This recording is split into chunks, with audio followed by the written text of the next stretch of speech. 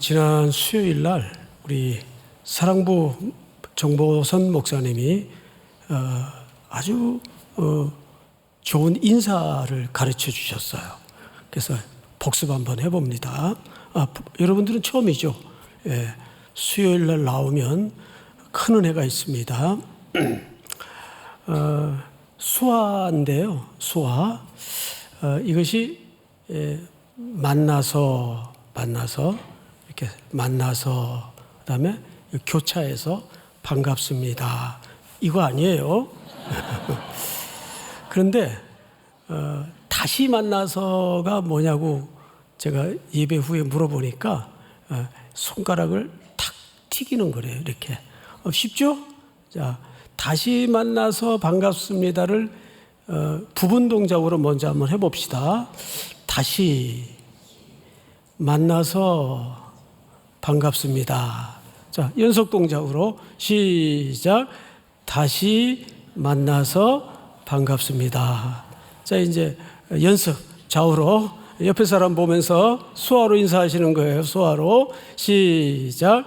다시 만나서 반갑습니다.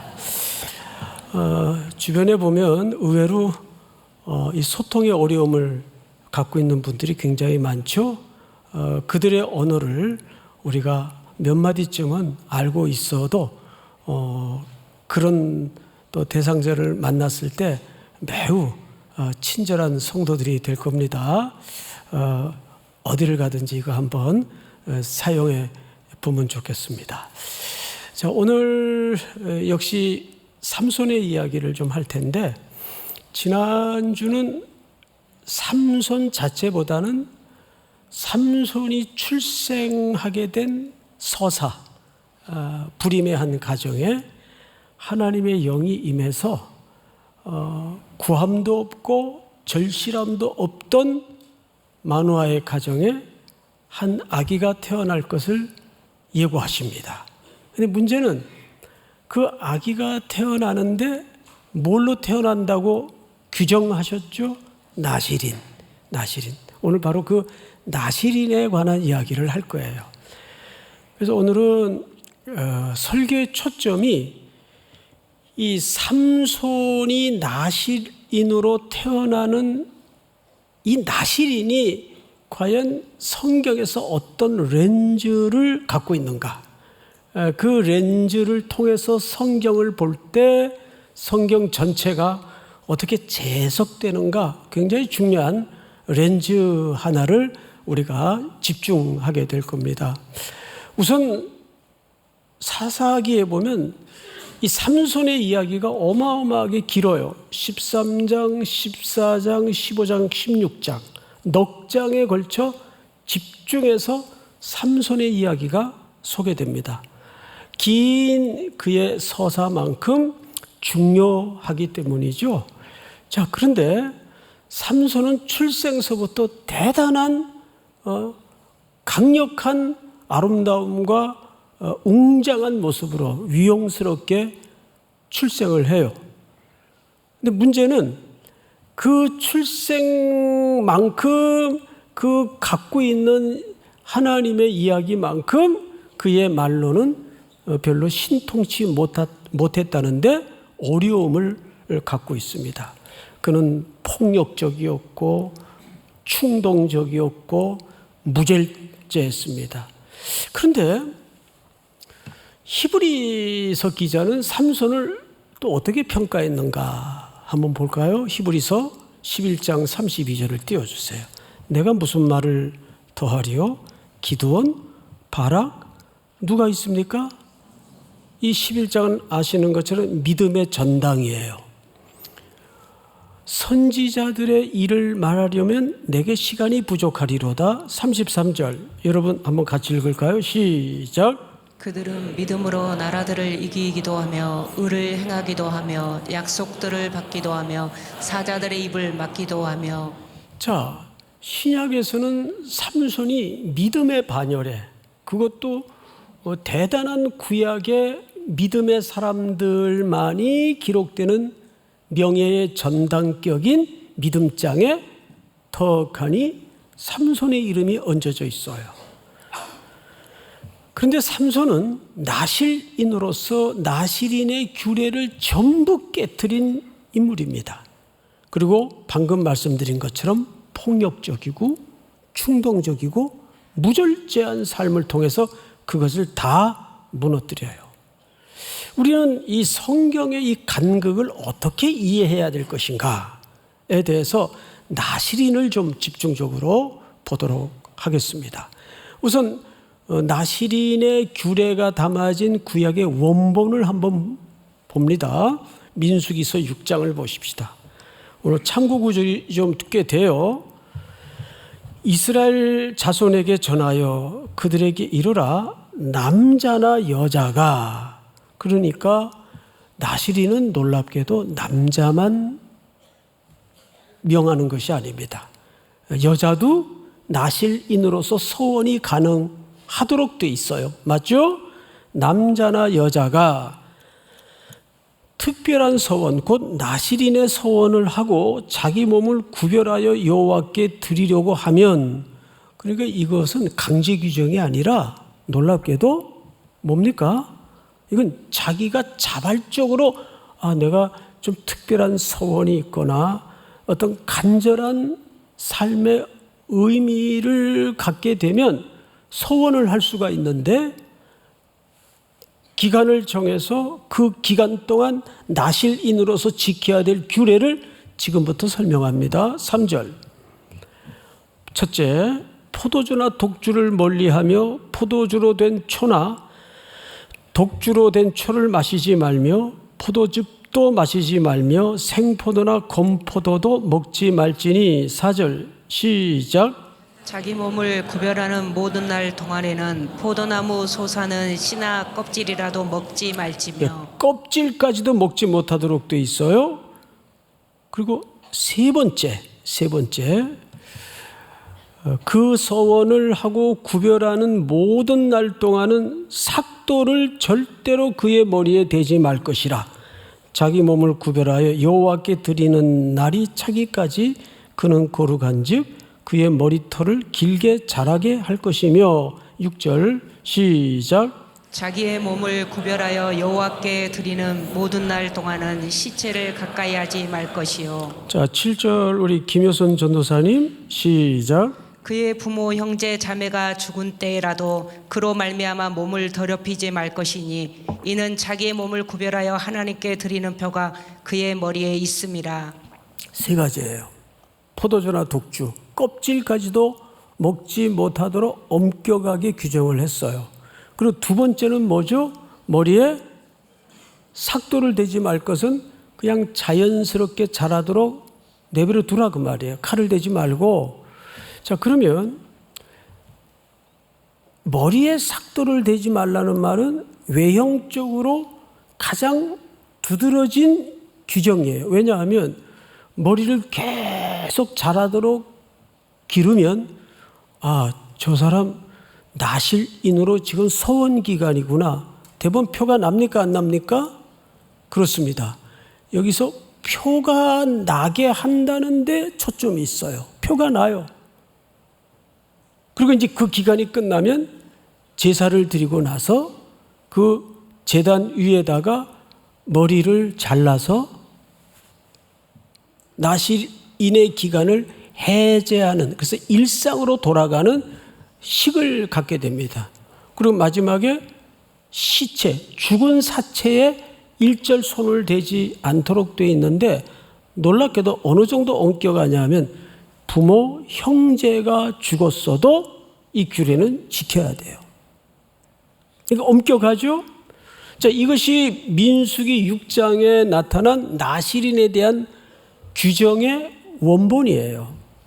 그런데 이것은 일반인들이, 특징이 뭐냐면 일반인들이, 평신도들이 자발적으로 남녀 구분 없이 할 수 있는 나실인의 규례입니다. 근데 놀랍게도 이 규례가 어디에 규례와 오버랩되는가 하면 대제사장이 제사장으로 위임을 받을 때 규정과 굉장히 흡사합니다. 그 원본을 한번 봅시다. 21장 레위기. 자기의 형제 중 관유로 부음을 받고 위임되어 그 예복을 입은 대제사장은 그의 머리를 풀지 말며 그의 옷을 찢지 말며 어떤 시체든지 가까이 하지 말지니 그의 부모로 말미암아서도 더러워지게 하지 말며. 12절 시작. 그 성소에서 나오지 말며 그의 하나님의 성소를 속되게 하지 말라. 이는 하나님께서 성별하신 관유가 그 위에 있음이니라. 나는 여호와이니라. 네, 레위기 10장으로 좀 앞으로 쭉 당겨서 한번 같이 읽어볼까요? 시작. 너와 내 자손들이 회막에 들어갈 때에는 포도주나 독주를 마시지 말라. 그리하여 너의 죽음을 면하라. 이는 너희 대대로 지킬 영원한 규례라. 자, 이것은 대제사장들에게 명한 규례입니다. 우리가 복잡한 내용을 읽었지만 간단해요. 민수기 6장은 일반 성도들이 자발적으로 남녀 구분 없이 일정한 기간에 어떤 특별한 소원이나 집안의 문제나 개인의 문제를 가지고 나실인으로서 소원할 수가 있어요. 그러니까 이것은 강제 규정이 아닙니다. 자발적으로 하는 거예요. 그런데 신학교 가보면 가끔 가다가 이런 친구들이 있어요. 너 어떻게 신학교 오게 됐냐? 그러면 우리 어머니가 나를 배에서 가질 때부터 내 의지와 상관없이 소원을 해버리는 바람에 인생이 꼬일까 봐 그냥 얼떨결에 오게 돼. 의외로 많아요. 의외로. 그 애하고 물어보지도 않고 그런 소원하시면 안 돼요. 예. 자, 그런데 문제는 이것이 대제사장들이 위임식 때 받는 규례입니다. 정리하면 이렇습니다. 나실인이라는 것은 평신도지만 대제사장이 지키는 규례의 수준으로 이 규례를 밭에서, 집에서, 길에서, 일상에서 살아내겠다는 자발적 소원이에요. 이게 나실인이 가져야 되는 규례입니다. 자, 그런데 문제는 오늘 이 규례가 삼손의 나실인과는 어떤 차이를 갖고 있는가? 이걸 같이 보면 큰 혼란이 일어납니다. 자, 삼손은 우리 지난주 배운 내용을 바탕으로 해서 부모나, 그러니까 아버지 마노아와 그 이름 모를 아내의 그 불임인 것만은 맞는데 그 부모의 의지가 있었습니까? 없었습니까? 없었습니다. 딱 세 문장으로 소개를 해요. 여호와의 영이 아이를 갖지 못하는 불임의 여인에게 일방적으로 임해서 아이의 출생을 예고하는데 그 아이가 잉태되기도 전에 하나님이 그 아이는 뭘로 자랄 것이다? 나실인으로 자랄 것이다. 차이가 다르죠. 그러니까 삼손은 그가 태중에 잉태되기도 전에 그 부모가 무슨 간절한 소원이나 불임에 대한 해결의 열망이 있어서 잉태된 존재가 아니에요. 이것이 사사기의 중요한 큰 은혜를 향한 그림입니다. 이제 이스라엘 상태는 사실상 그런 의욕과 목마름마저도 사라져버린 시대입니다. 그러니까 영적인 허기가 말라버린 시대예요. 이게 가장 비참한 시대입니다. 근데 어쩌면 이 그림이 이 현대 사회에 그대로 재현되고 있다고 해도 과언이 아닙니다. 이제는 배부른 시대가 되었고 넘쳐나는 시대가 되었기 때문에 그런 목마름이 없는 시대가 돼버리고 말았어요. 영적인 갈증과 사슴이 목마른 것처럼, 그래서 시냇가를 향해 다름질하는 것처럼 그런 영적인 허기가 가득한 시대가 아니에요. 만족하고 넘치고 풍부하고 배부른 시대가 됐단 말이에요. 자, 이것이 삼손이 나시린으로 소개되는 큰 차이점입니다. 그래서 오늘은 이 삼손이 어떻게 초창기에 큰 축복을 누리고 태어나는가를 우리가 만나게 되는데, 성경을 한번 보시면 우선 사사기 13장 24절을 좀 띄워주실까요? 24절. 그 여인이 아들을 낳음에 그의 이름을 삼손이라 하니라. 그 아이가 자라매 여호와께서 그에게 뭘 주셨어요? 복 자체로 태어납니다. 삼손이라는 존재의 큰 은혜입니다. 소라와 에스다올 사이 마하네단에서 여호와의 영이 그를 움직이기 시작하였더라. 이게 오늘 중요한 키워드예요. 여호와의 영이 그의 인생을 움직이기 시작합니다.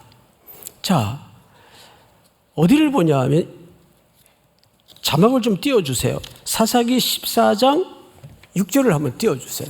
사사기 14장 6절. 우리 한번 같이 읽읍시다. 시작. 여호와의 영이 삼손에게 강하게 임하니 그가 손에 아무것도 없이 그 사자를 염소 새끼를 찢는 것 같이 찢었으나 그는 자기가 행한 일을 부모에게 알리지 아니하였더라. 여기서도 누가 삼손의 인생을 핸들링하기 시작하죠? 여호와의 영이. 다음 9절, 19절 시작. 여호와의 영이 삼손에게 갑자기 임하심에 삼손이 아스글론에 내려가서 그곳 사람 30명을 쳐 죽이고 노력하여 수수께끼 푼 자들에게 옷을 주고 심히 노하여 그의 아버지의 집으로 올라갔고. 자, 여기서도 여호와의 영이 갑자기 삼손에게 임재하십니다. 우리 15장으로 넘어가서 15장 14절 우리 김효선 전사님 한번 읽어보세요.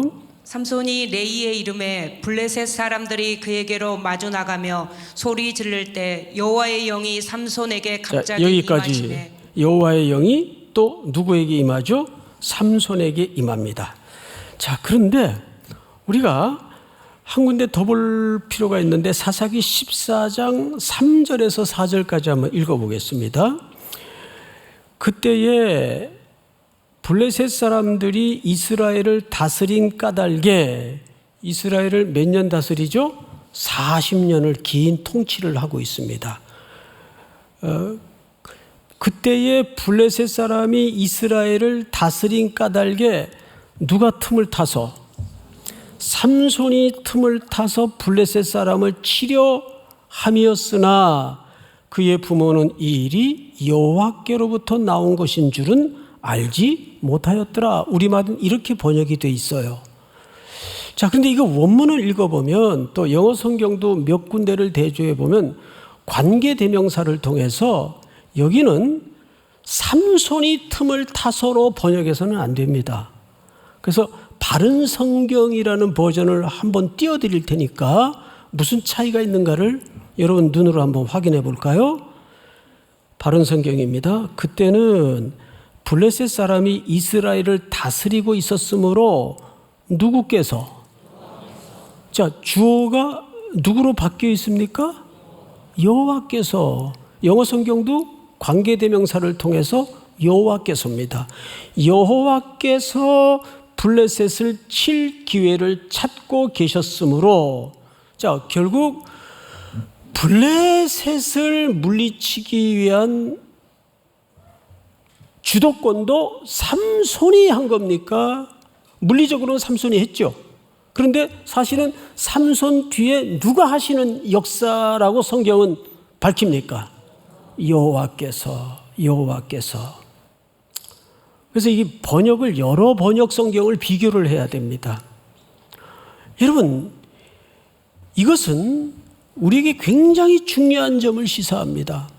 우리도 인생길을 어느 정도 살아내다 보면 자꾸 자기의 지난 세월들을 반추하거나 카운트하는 습관들이 있어요.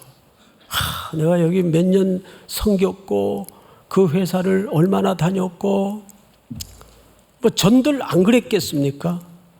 자, 그런데 이제 은퇴를 코앞에 두고 헤아려 보니까 제 인생에 딱 3글자밖에 남질 않아요. 돌아보니까. 첫째, 은혜였습니다. 여호와의 영이 내가 선택한 것 같고 내가 뭘 해놓은 것 같았는데 하나님이 깨우쳐 주세요. 하나님이 하셨더라고요. 그 선택마저도 믿으십니까? 그 결정마저도 하나님의 영이 하신 거예요. 삼손이 한 게 아니에요. 송태근이가 한 게 아니에요. 첫 번째 남는 키워드가 인생 끝에 은혜. 그 은혜라고 깨달아지면 그 다음 나올 단어가 뭐겠어요? 감사. 감사밖에는 할 말이 없어요. 그리고 영광입니다. 우리의 모든 인생의 저편 끝에는 이 3단어밖에는 남아서는 안 돼요. 무슨 자기 역할이 있었고 자기 지분이 가능하며? 아니에요. 삼손은 자기가 힘이 좋아서 자기가 화려한 출생을 통해서 이런 일도 행하고 저런 궤적도 남겨놓은 것 같지만 성경은 이면에 일관되게 흐려버리지 않는 주제어가 뭐죠? 여호와의 영이. 여호와의 영이. 하나님이 언제나 삼손의 주어이었습니다.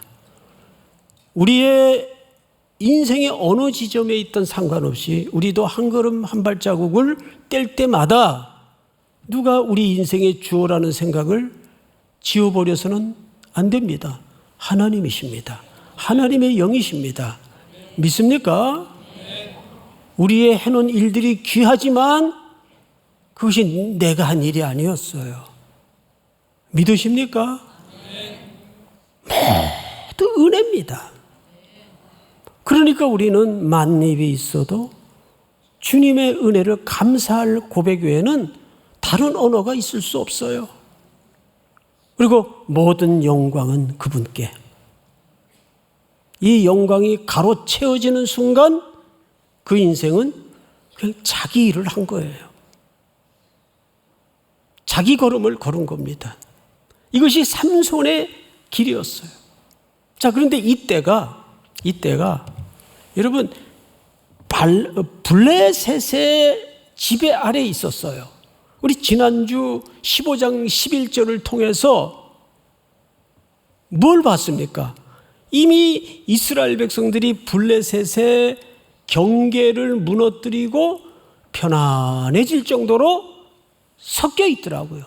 그것을 익숙해져 있고 당연시 여기고 있더라고요. 우리 15장 11절을 한번 확인해 볼까요? 자, 우리 15장 11절 우리 전사님 한번 더 읽어 주시겠습니까? 유다 사람 3,000명이 에담 바이틈에 내려가서 삼손에게 이르되 너는 블레셋 사람이 우리를 다스리는 줄을 알지 못하였느냐? 내가 어찌하여 우리에게 이같이 행하였느냐 하니 삼손이 그들에게 이르되 그들이 내게 행한 대로 나도 그들에게 행하였노라 하니라. 이건 무슨 얘기냐면 삼손이 그것도 무슨 민족을 위해서 이러는 게 아니라 하나님을 위해서 이러는 게 아니라 개인 복수예요. 그러니까 시끄러워지니까 동족인 유다 사람들이 3,000명씩이나 일어나서 삼손에게 따지는 겁니다. 야, 너 왜 이렇게 시끄럽게 구냐? 너 오랜 세월 동안 이 블레셋이 우리를 지금 지배하고 다스리고 있는 줄 너 모르냐? 이 말은 어떤 뉘앙스를 우리에게 선명하게 던지냐면 야, 지금 세상이 블레셋 세상이야. 우리는 그 아래서 오랜 기간 동안 노예 생활하고 있고 그리고 시끄럽게 굴지 마. 어쨌든 밥은 먹고 살잖아. 편한 거 아니야? 이렇게 삼손을 지금 나무라고 있는 거예요. 근데 여기에 삼손은 나실인으로서 민족의 지도자 사사로서 우리 민족을 위해서 하나님의 나라를 위해서 이런 언어가 아니라 자기 개인적 복수에 혈안이 되어 있는 겁니다. 이렇게 삼손은 몰락을 하는데 삼손에 의해서 3가지 나실인으로서의 금기사항이 다 깨집니다. 다 무너집니다. 자, 이것은 놀라운 비유가 하나 있어요. 마치 뭐같이 이스라엘 백성들이 블레셋에 동화되는 것처럼, 나실이라는 것은 헌신되어진 자, 구별되어진 자란 뜻입니다. 구별되어진 자의 출생서부터. 그래서 교회는 지난주에도 그런 말씀을 여러분들에게 드렸었습니다. 뭐냐 하면, 교회는 사회의 규범을 가지고 뭘 하려 해서는 안 된다. 교회가 세상의 규범이 돼야 된다. 기억나세요? 교회가 세상의 규범이 돼야 돼요. 그래서 세상이 아무리 악하고 혼란스럽고 거짓이 판친다고 할지라도 교회는 그럴수록 모든 윤리도덕 측면에서도 그렇고 선명해야 돼요. 더더욱 선명해야 메시지를 갖는단 말이에요. 믿습니까? 근데 우린 자꾸 세상 흉내를 내야 교회가 매력적인 공동체처럼 되는 것으로 오해를 할 수가 있어요. 아닙니다. 세상이 이렇게 무질서하고 혼란스러울수록 교회는 더 선명한 기준을 가지고 나실인으로서 이 땅에 존재해야 되는 거예요. 마지막으로 나실인의 규례 세 가지가 뭘 doing, 하라는 게 아니에요. 그 각각이 말하는 메시지의 의미를 잘 살펴야 됩니다. 자, 첫 번째, 사체에 손을 대지 말 것, 가까이 하지 말 것은, 사체는 죽음의 결과예요. 우리는 사망에서 그리스도의 피로 생명에 옮겨진 자들이기 때문에 사망과 관계가 없는 존재다, 그 말이에요. 더 이상 우리에게는 죽음의, 사망의 결과인 죽음, 이 사체로 상징되는 죽음과는 관계가 없는 존재라는 것을 얘기하는 겁니다. 그러니까 이 말은 being, 존재의 싸움으로 들어가야지 뭘 하느냐 안 하느냐의 싸움으로 들어가라는 말이 아니에요. 네가 누구냐? 너의 정체성이 뭐냐? 이걸 보라는 거예요. 나는 그리스도의 보배로운 피로 사망에서 생명으로 옮겨진 자다. 그거를 확인하라는 거예요. 매일 일상에서. 두 번째, 머리에 삭도를 대지 말라는 말은 고린도전서에서 그 질서를 정확하게 사도 바울의 서신 속에 설명을 하죠. 내 위에 나를 지배하시는 누가 계시다, 그 뜻이에요. 머리에 삭도를 대지 말라는 말은 내 위에 나를 지배하는 분이 계시다. 우리 성도들을 머리처럼 지배하시는 분이 누굽니까? 예수 그리스도. 그래서 교회의 머리는 예수 그리스도십니다. 믿습니까? 나는 그분의 지배 아래 있다. 이건 뭘 하라는 얘기예요? 존재의 이야기예요. 그렇습니다. 세 번째 규례가 뭡니까? 술 취하지 말라, 이는 방탕한 것이니 오직 성령의 충만함을 받으라. 자, 포도주나 독주를 마시지 말라는 말은 단순히 건덕이나 건강의 문제가 아니라 그걸 뛰어넘어서 오히려 이건 신앙 고백의 싸움이에요. 네가 누구의 지배를 받고 있느냐? 여기 취하다라는 동사와 충만이라는 동사가 뿌리가 같아요. 그러니까 취한다라는 의미와 충만이라는 의미의 합일한 최대 공약수는 누구의 지배 아래 있는가의 싸움이에요.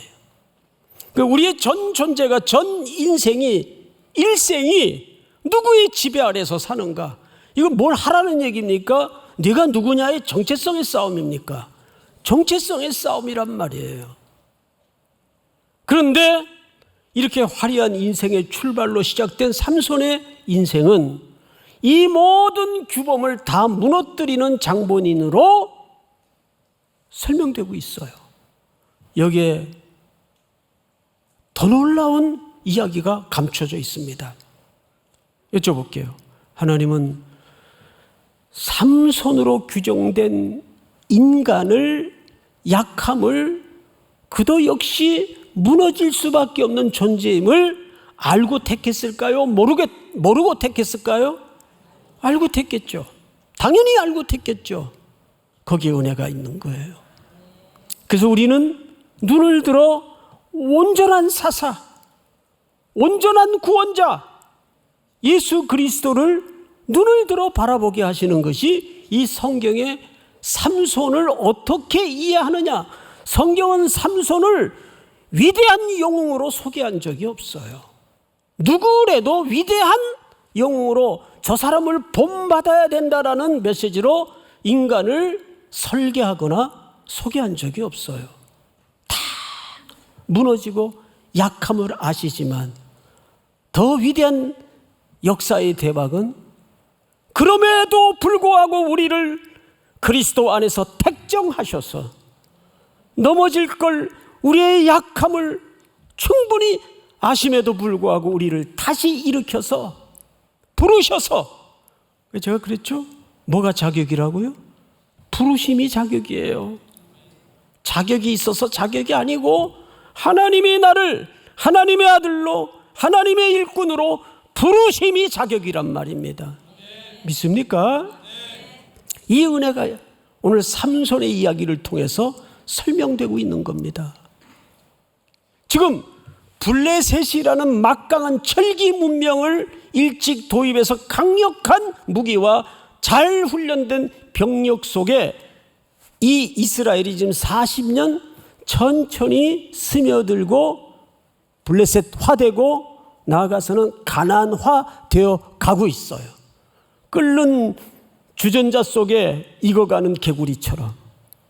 야, 지금 블레셋 세상인데 딴소리하고 있어, 딴짓하고 있어, 이렇게 가야 돼, 너만 도태돼, 포모 현상의 두려움을 갖고 있는 거예요. 그런데 지금 그 얘기를 삼손의 서사를 통해서 하고 있는 겁니다. 삼손은 선명한 기준과 선명한 질서를 가지고 구별되게 살아냈어야 될 인물인데 다 무너뜨리고 섞여지고 붕괴를 자초하는 인물로 등장하고 있어요. 그럼에도 불구하고 하나님은 그를 택하셔서 하나님의 구원의 이야기를, 하나님의 구원하심을 무심히 언약대로 이끌어 가시는 하나님의 은혜 앞에 우리는 할 말을 잃는 겁니다. 오늘도 자기의 신변의 어떤 처지와 어떤 위치를 보지 마시고 나의 약함과 슬픔과 고난을 넘어 나에게 부르셔서 하나님의 일꾼으로 여전히 하나님의 그림을 완성해 가실 갈보리 언덕에 보증으로 담보로 내 죄를 위해서 대신 죽으신 그 예수님을 바라보고 또 한 주도 승리하는 저와 여러분들이 될 수 있기를 축복합니다. 다 일어나십시다. 하나님의 부르심에는 후회하심이 없네.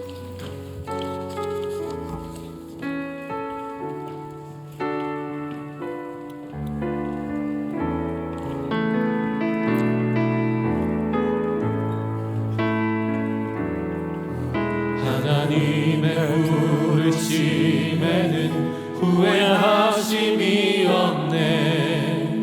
내가 이 자리에 선 것도 주의 부르심이라. 하나님의 부르심에는 결코 실수가 없네. 나를 부르신 하나님의 신실하심을 믿네. 작은 나를 부르신 뜻을 나는 알 수 없지만 오직 감사와 순종으로 주의 길을 가리라. 때론 내가 연약해져도 주님 날 도우시니 주의 놀라운 그 계획을 나는 믿으며 살리. 우리 오른손을 높이 들고 날 부르신 뜻 내 생각보다 크고 나의 향한 계획 나의 지혜로 측량 못하나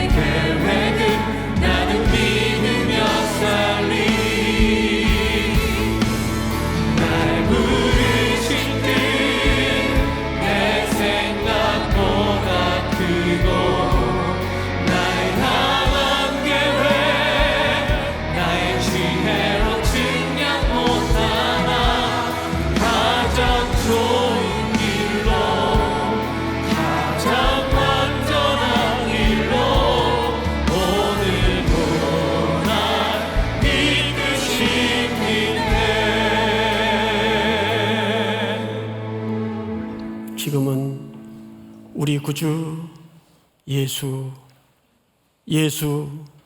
예수 그리스도의 은혜와 하나님 우리 아버지의 높고 높으신 사랑하심과 성령님의 하나님의 영의 강력한 인도하심이 또 한 주를 살아낼 사랑하는 삼일의 성도들, 해외, 국내, 멀리 출타해 있는 가족들, 복중의 생명까지 영원토록 함께 있을지어다. 아멘.